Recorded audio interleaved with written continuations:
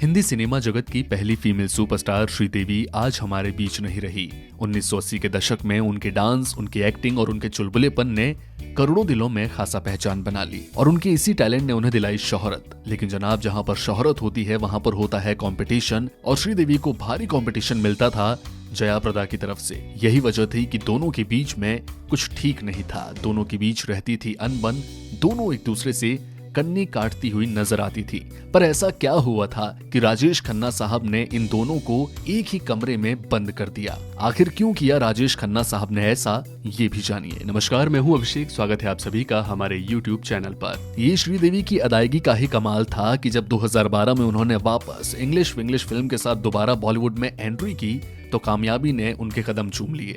लेकिन बॉलीवुड में हमेशा दो मेल और फीमेल सुपरस्टार के बीच तनातनी की खबरें सुर्खियों में रहती हैं। ऐसा ही कुछ होता था 1980 के दशक में भी, जब श्रीदेवी और जया प्रदा के बीच रहता था कंपटीशन। दोनों हम उम्र थी और टॉप हीरोइन भी। ऐसे में कंपटीशन की भावना तो आती ही है। लेकिन कहा जाता है कि दोनों के बीच सब कुछ ठीक नहीं था। दोनों सार्वजनिक तौर पर भी एक दूसरे से कन्नी काटती हुई नजर आती थी। लेकिन मकसद फिल्म की शूटिंग के दौरान एक दिलचस्प वाकया हुआ। साल 1984 में रिलीज हुई इस फिल्म में श्रीदेवी और जया प्रदा लीड रोल में थी। इनके साथ राजेश खन्ना और जितेंद्र थे।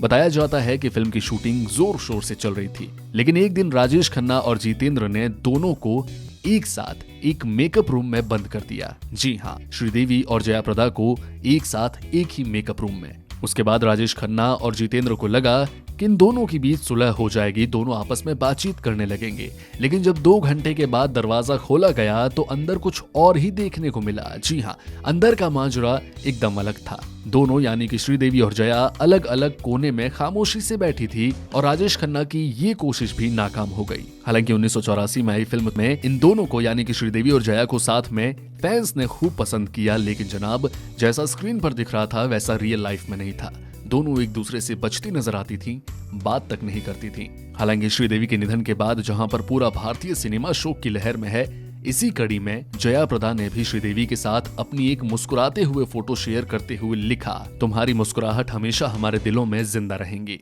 हमेशा के लिए वो किसी परी की तरह खूबसूरत थी और अब उन्हीं के बीच चली गई है। इस समय मेरी संवेदनाएं इस परिवार के साथ है। जी हाँ, इस फोटो के साथ जया प्रदा ने अपने सोशल मीडिया अकाउंट पर श्रीदेवी को दी है श्रद्धांजलि। पर उस दौर में जब राजेश खन्ना साहब ने इन दोनों को मिलवाने की कोशिश की तो वो कोशिश नाकाम रही। फिलहाल इस वीडियो में इतना ही। सब्सक्राइब कीजिए हमारे चैनल को।